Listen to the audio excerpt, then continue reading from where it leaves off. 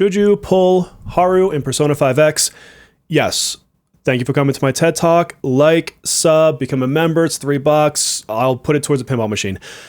You want details? Damn it. Okay. Well, let me tell you this.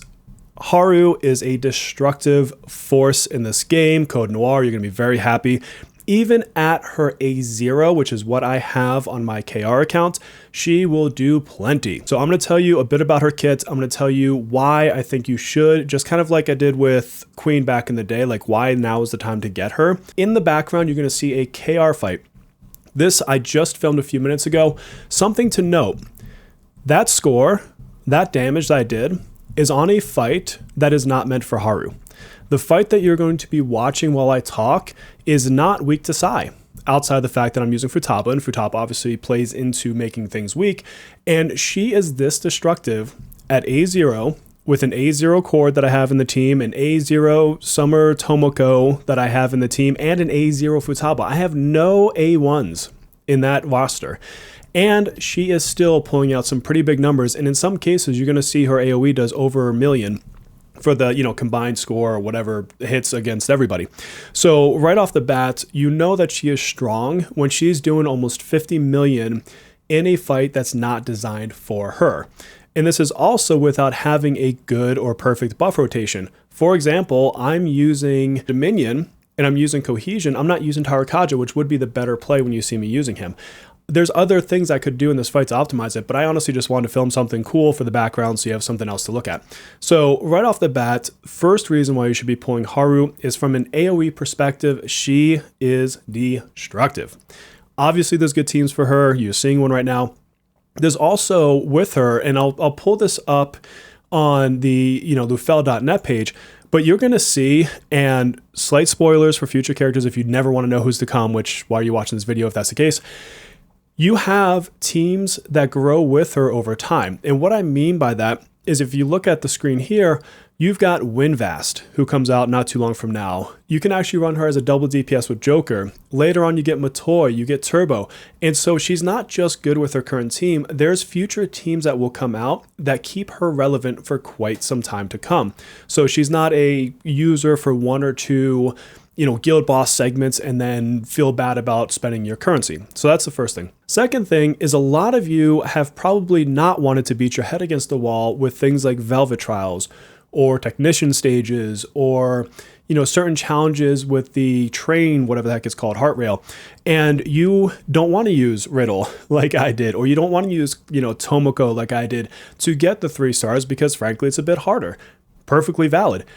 Bringing Nor is going to destroy those stages. She is going to do so much damage and get you the scores that you need in your Velvet Trial so you can get more stars, get more rewards, all the fun goodies that we get with it. Same thing with the train game. So if you need a Psy unit, there isn't going to be a better Psy unit to pull. She is it. She is the one that is going to get you those scores. So it helps you with other kinds of content. Another thing that I think is important is to understand the upcoming banners or the existing banners that you may have pulled on and who is AoE, who is not. Within those, who might be the players that you could replace her with. So first of all, we had Joker, right? He's kind of the mainstay. He does good damage.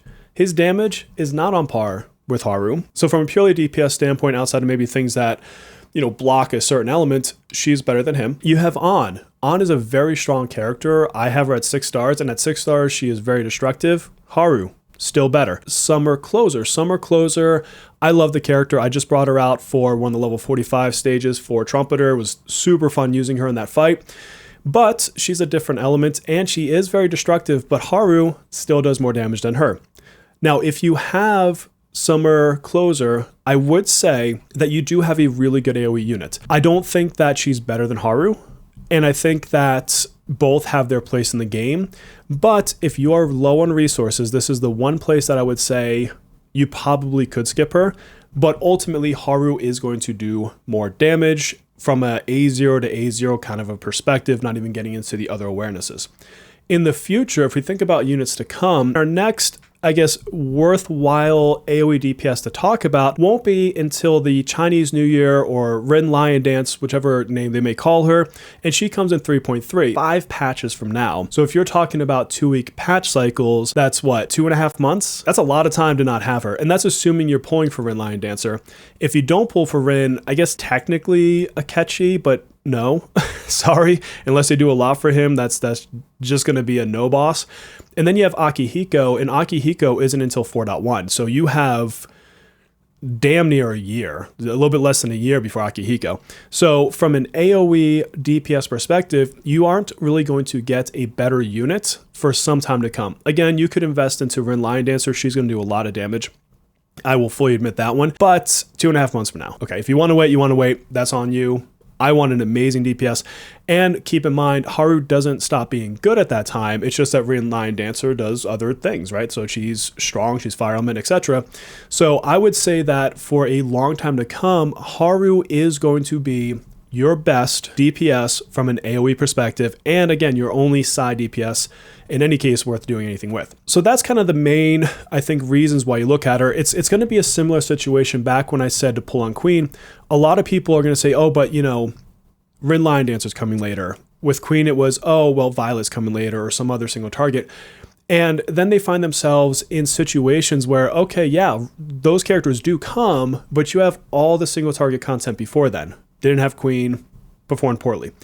Now you're going to have a great AoE. If you don't pull her, that's fine. You can get a better AoE later down the road, but you're going to be suffering on the in-between, and you have plenty of time to save for these other characters, mind you.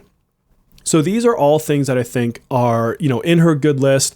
Again, I think the biggest argument is going to be if you have Summer Closer, that might be the one place where I say, you know what, if you really are strapped for resources, I would consider skipping Haru only in that situation. So you know why I think she's strong. Let's talk a little bit about how you play her. I'll do a full guide later, like my typical guides.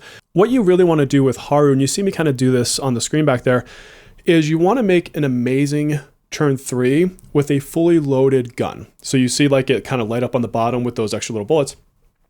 And the way that you do that, I mean, obviously it depends on your team, but if you're using a pretty common team such as a Cord, Futaba team, you know, I've got kind of the ideal team with Tomoko in here. What you're doing is you're starting off with a, you know, either a big debuff with like a Cert or something like that for AoE defense down, or maybe like a Tarakaja on a Dominion, which unfortunately I don't have in this fight. Your turn 2, you might be running into like a Dionysus for a crit buff. And then your skill 3 is where you want to use your Shiva. And that's going to, you know, give you all the Shiva buffs and benefits that you get from her or him. And then for Haru herself, you want to use skill 1 into skill 3. And somewhere in between, you're going to want to launch her highlight, because that's going to allow you to get the 3rd stack of that extra bullet effect, whatever they call it in global.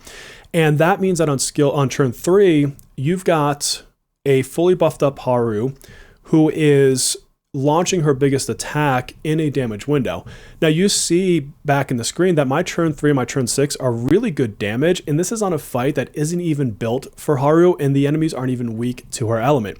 So imagine when we get her actual guild boss, they're already weak, and then if you're using Futaba, you make them take extra damage in turn 3, just how much more damage I'd be doing in the right guild boss. It can be very, very devastating. And again, it's as simple as skill 1, skill 3, launch a highlight. If you're using Cord, perfect synergy because you can, you know, run multiple highlights and everything else.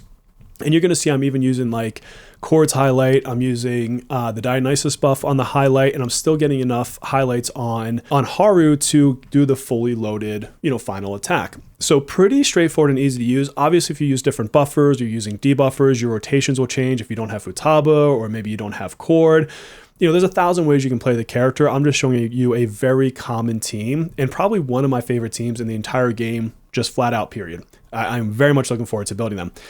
Now, if you have her A1, this is going to be a hot topic on whether or not you should go for her A1. So the first thing I'm going to say is, as always, your A1s and up are for people that want to chase scores or just want it for fun. Okay, there's not a single scenario otherwise where you need an A1 Haru unless your name is Code Noir.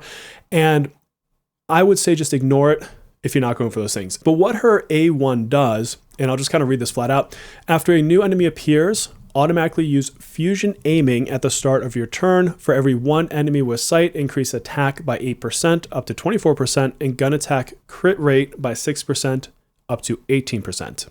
So fusion aiming is her skill 1. So basically, when you come into a new turn, so like the start of a full battle, right? So you got new enemies, you're going to launch the skill 1 automatically. You're going to be putting sight on things automatically.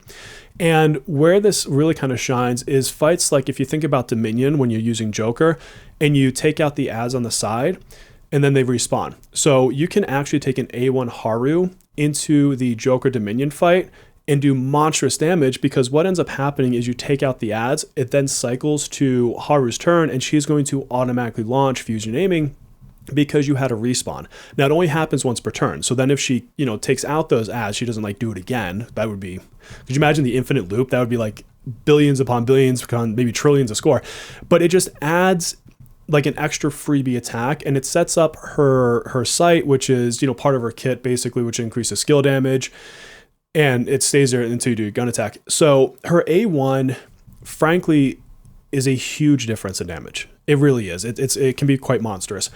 But again, if you're not chasing top scores, she does so much damage otherwise that it just honestly does not matter. And then that brings us to the final piece, which is really her weapon.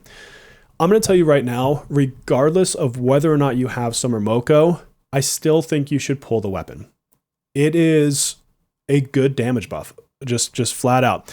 It gives her an EHR buff, which is why when you have it in the right card set, you don't necessarily need Summer Tomoko to hit her ailment accuracy thresholds. But on top of that, when you have sight, you're going to increase your damage by 24%. And then after you get the customization, which is like when you're building your bullets or whatever, you're going to increase your attack by another 34%. This all translates to a ton of damage. It also does remove the dependency on, again, Summer Tomoko. So maybe you didn't pull her. If you didn't pull Summer Tomoko, I would basically say the weapon's mandatory. I would not just stick with a 4-star. If you did, Summer Tomoko just becomes more damage. Her buff to Haru just makes her hit for that much harder because of the way that launch works, which is one of her talents, where in battle, for every certain amount of EHR, you increase her attack upwards. So even though you're past the limit that you need for the crit damage buff, you're still increasing your attack by having more EHR. There's probably some arguments that could be made about just bringing a different attack buffing unit. Maybe you bring, frankly, Riddle. But either way, your Summer Tomoko is going to be giving buffs, and Summer Tomoko's kit itself will help you enable more damage on the enemy and make it safer anyway. So Summer Tomoko is a great slot in no matter what you do. If you have her, bring her. If you don't, there's other units. But her weapon, as is the discussion, is just a good weapon. Do I think you need to chase duplicates of it? No. I think that you just get the base level copy, move on with your day, and save yourself some gems unless you're trying to wail out on her. But I do think that she is one that you get at least the A0, A1 for fun or for scores, get her weapon. Strong recommend from me. And I would build Starry Compass, which is the new dagger that Wonder got. Somebody pointed out, and I'm sorry for forgetting who, that on Starry Compass, you don't have to get the very final duplicate of it because that just buffs Wonder's attack. So take it all the way until the next to last ranking for your duplicates, and that's enough to get all the buffs that would help Haru. And then Shiva, if you saw my other video, I already maxed Shiva out. Shiva's done. Shiva's there. Shiva is the persona to use. You just let Shiva sit in the background, and then on turn 3 and 6, you just launch their signature attack, and boom, you've got all the things you need from Shiva. So that's my recommendations. Get Haru, get her weapon. One of my strongest recommendations out there. If you have Summer Tomoko, probably a good bet to use her. There's probably someone smarter than me that figured out some crazy rotation with, Jeffrey the Giant, and somehow that works better. I don't know. But either way, she is a great damage buff to Haru while adding survivability to your team. And I would max out Shiva, and I would get the Starry Compass up to the next to last ranking. That way you've got all the damage buffs that thing provides as well. So Haru, I'm going to put her in my strongest recommend, just shy of an absolutely must pull. Same with her weapon. Friends, we're going to pull her in a few days here. I got to see what the timing is of it. I'll try to get a live stream going for that, of course, because we have fun with those. And until our next live stream or video, please take care of yourselves.